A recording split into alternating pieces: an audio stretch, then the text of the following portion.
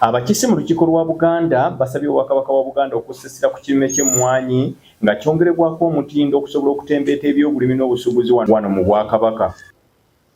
Mu lukiiko lwa Buganda olutudde leero ku Bulange Mmengo, abamu ku bakiise bawabudde ku ngeri omutindo gye gusobola okwongerebwa ku mmwanyi zino naddala okuva ku kusimba okutuukira ddala mu makungula.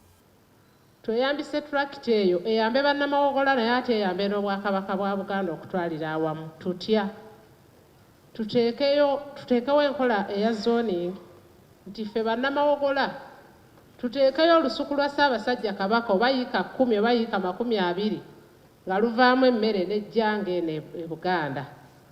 Mukama wange ennaku zino bbeeyi y'emmwanyi tekyategeerekeka.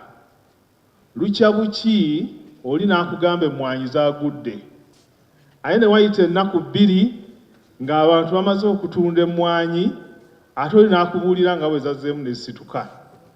Njagala okusaba Mukama wange nga ekitongole kyaffe mu Bwakabaka ekikola kugula emmwanyi n'okuzisuubula oba n'okuzitwala ebweru kikwatagane nnyo n'ebibiina by'obwegassi ebiri mu Buganda, kibe nga kirina enkola gye kisobola okugulamu emmwanyi z'abantu abasuubuzi abakozesa omukisa guno, okuteekawo embeera nti emmwanyi zaagudde mu nnaku 2 ate ne zisituka. Mukama wange abantu abo tubawone. Buganda esobola okubeera n'ennimiro y'emmwanyi. Waliwo gwe nabadde naye eggulo ng'ayogera nti yasanga omulimi wa square mile. Nze ndowooza nti Buganda kati etuuse ku ddaala erigamba nti eno nnimiro ya Buganda ey'emmwanyi, luno lusuku n'ebirala. Ennimiro eyo zijja kutuyamba nnyo, ennimiro ezo zijja kutuyamba nnyo. Bano bagamba omuganyulo ku kaawa mulungi ne gukyali wala n'akatale ka Uganda ng'ekyetagisa kwe kukuuma omutindo gw'emmwanyi okutuuka ku kase. Abamu ku bakiise basabye abalimisa mu Bwakabaka bwa Buganda nga bano basindikibwa Obwakabaka mu bitundu eby'enjawulo baweebweyo ku nsako okusobola okukuuma n'okulambula abalimi b'emmwanyi wonna mu Buganda n'omutindo gwabwe olwo emmwanyi eyongere okubeera ey'omuggundu. Jamaliriza nayo Ssebo Katikkiro Bannabuddu basiima nnyo omulanga gwo ogwa Mmwanyi Terimba, era District Card wa Masaka Ssekabadi Kiruuta yakutumidde n'akwebaza nnyo. Ntwebala omulamwa gwo era abantu bawa bulungi nnyo zaka takyakaaba neyanza nnyo Ssebo Ssaabasajja Kabaka awangaale. Emmwanyi wano mu Buganda kye kirime eky'ettunzi nga mu myaka 12 egya Katikkiro Charles Peter Mayiga gye yakamalako kino akisimbyeko nnyo essira mu nteekateeka emanyiddwa ennyo nga Mmwanyi Terimba. Mulijja kweyongera ebyobulimi kaweefube w'okulima emmwanyi tumututte mu maaso era ebibala ndowooza mubiraba mu masaza gammwe n'eyo yonna.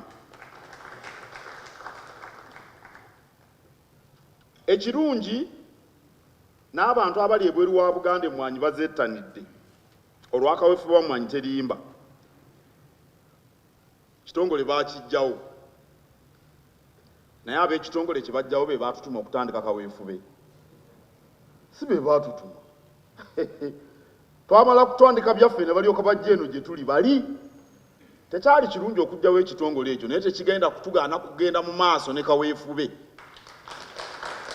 Katikkiro wa Buganda mu lukiiko luno mwasinzidde n'agumya abantu ku kirime kino eky'emmwanyi n'asaba abalimi okufaayo ennyo ku kirime kino ku buli mutendera kwe kituuka.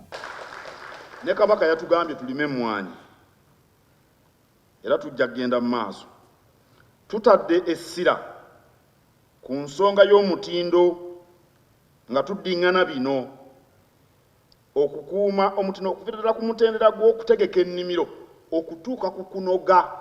Nagenda ne ŋŋamba abantu munoge emmwanyi emmyufu ne banteeka mu byobufuzi.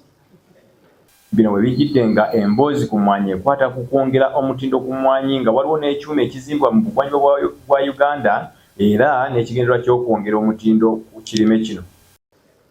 Emmwanyi banoga mmyufu kubanga bw'onoga embisi omutindo gufa, ebbeeyi efa.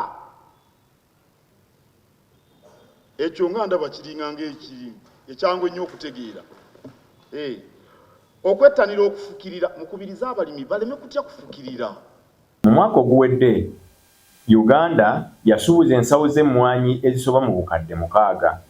Olukiiko lwe lumu luyisizza ebiteeso ebiwerako omuli okuyozaayeza Kabaka okuweza emyaka 7 egy'ekitiibwa, okuyozaayeza Katikkiro wa Buganda Charles Peter Mayiga okuweza emyaka 12 ng'akutte eddamula, okugaba kalakita ssaako okutandikawo amasomero g'abaana abato gayita aga nassale ku masaza. Mu birala mubaddemu okusiima omugenzi George William Matovu eyafudde ng'ono abadde mukungu emmengo eno.